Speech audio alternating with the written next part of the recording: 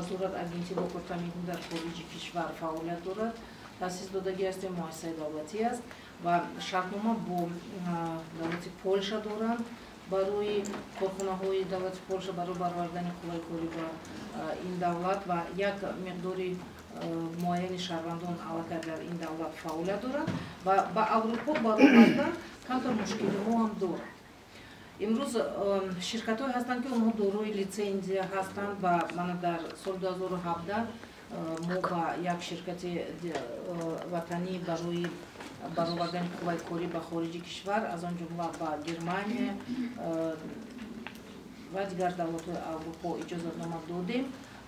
аввал таҳлил карда баромадем ки чӣ имкониятҳо дорад ба қонунӣ баровардани ин аз ҷониби ин ширкат баровардани шаҳрвандони моро ҳатман назорат мекунем ва шартномаҳои меҳнатие ки баста мешаванд бо кордиҳанда ҳатман онҳо мавриди омӯзиш қарор дода мешавад барои он ки